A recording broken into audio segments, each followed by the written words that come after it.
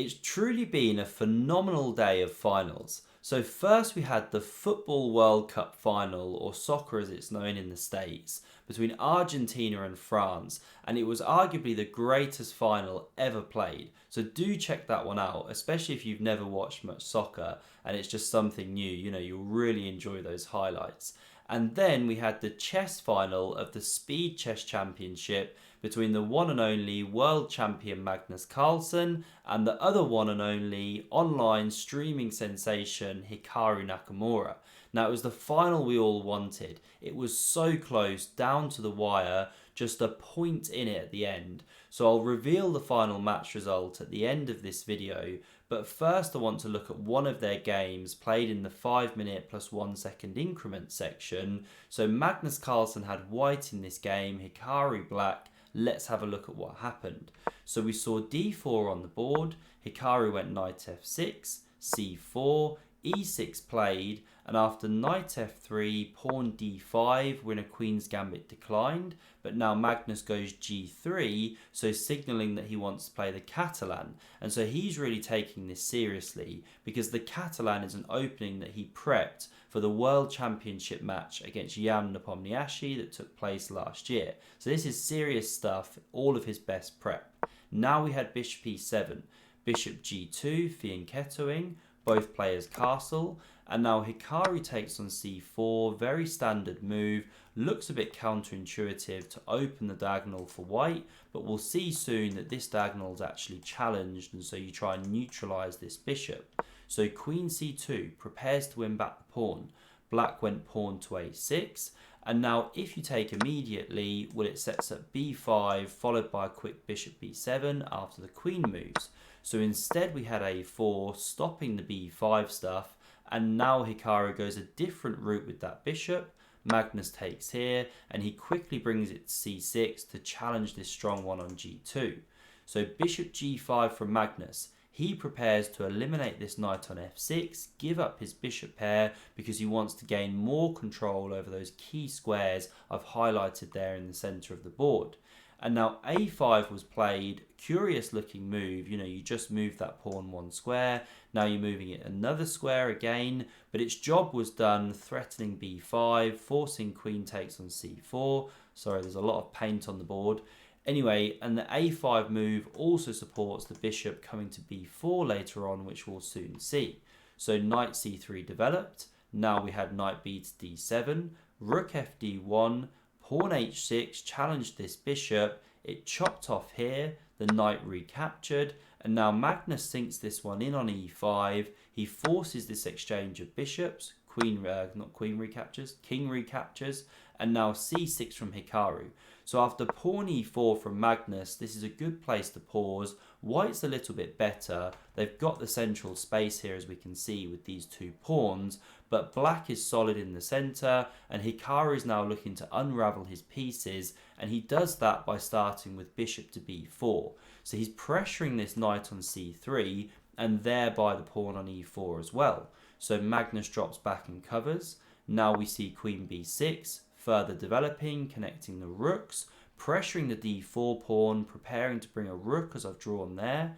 And so Magnus now brings his next rook into the game, and Hikaru brings the queenside rook, pressures d4, and so Magnus drops back, just covers that pawn. And this is instructive, when you've got the center, you don't always have to start going with these crazy pushes too soon, just maintain it, try and squeeze your opponent. Rook d7 played, good move, preparing to perhaps double.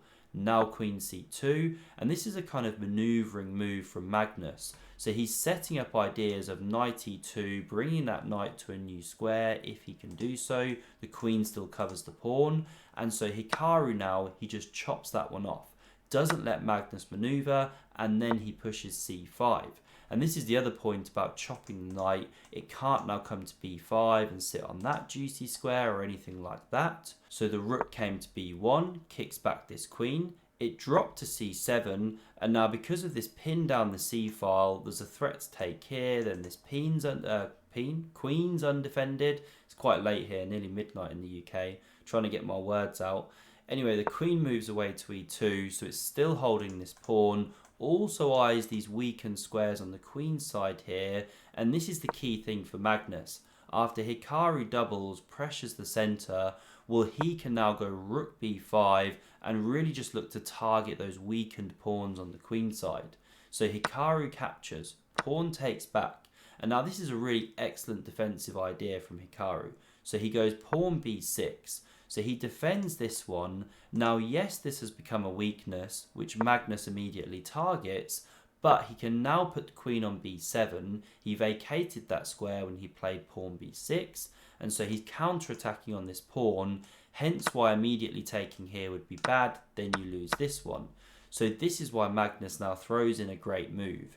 You don't want to go e5, by the way.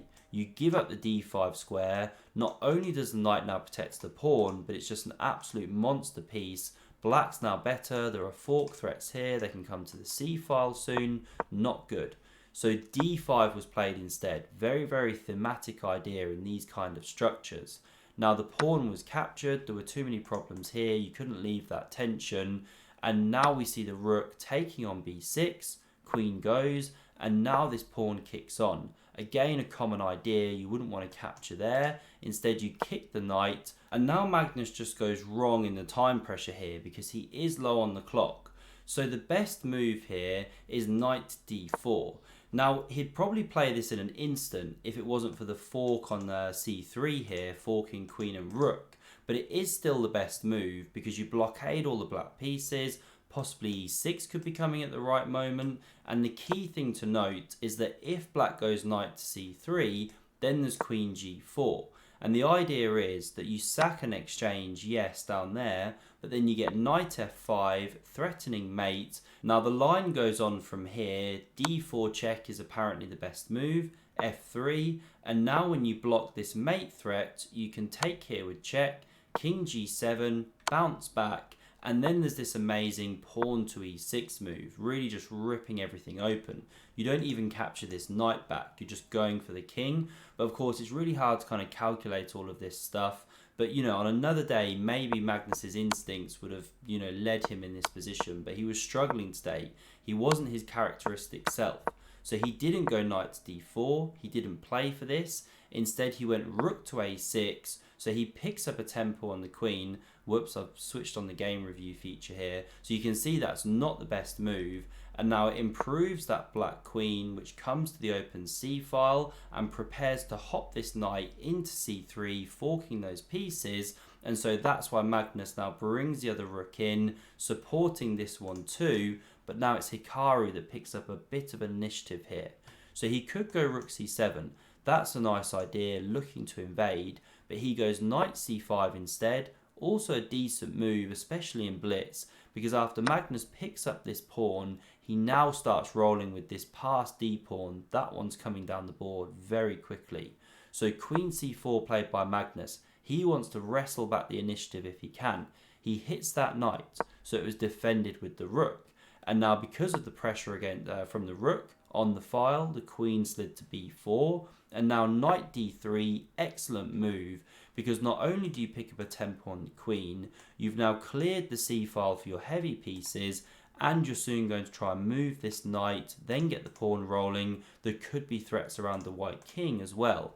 And Magnus now just goes really wrong. He goes queen to b5, hitting this knight, yes, but he'd overlooked really a basic tactic for his level of chess. So it's black to play and win. Can you find the winning move in this position? And Hikaru, by the way, his face, he was just incredulous that the world champion would allow this. So the move played here was knight to f4 check, and it basically ends the game on the spot. So if you capture, which Magnus didn't do, then there's queen g4 check, king goes, you pick up the knight here, and there's mate to be following soon on the back rank. This is the problem. If you go rook c6 to block that one, well, you're literally losing a piece. Or you can even push d3, really, really powerful. The pawn's a big problem as well here. So the whole thing's completely over. I mean, Magnus tried king h1 here, but simply queen h3 just ended the game on the spot from Hikaru. Magnus resigned. Now, I've added the double exclam there just to indicate it was the final move of the game. but you can't stop the mate threat really. So if you come back with the queen, well of course we just take a whole queen, mate soon to follow. What other tries do you have here? Oh yeah, if you take the knight to stop that mate, well then you invade with the rook. This is the thing. And now you can deliver mate like this. So the whole thing is just completely over. Now, Hikaru won the 5+1 portion 6 points to 2. And if you don't know the scoring system, you get no points for a loss, half a point if you draw, 1 point for a win. So Magnus was really uncharacteristically playing in that section. He was down a lot, but then he came storming back, and this was the final score. So Hikaru took it. He becomes the Speed Chess Champion 2022. Congratulations to him. Truly fantastic match. I hope you enjoyed this one. Do hit subscribe if you never want to miss a future video. And if you want to see another amazing game from Magnus Carlsen in this tournament, then check out the video on screen. Thanks for watching, and I'll see you soon.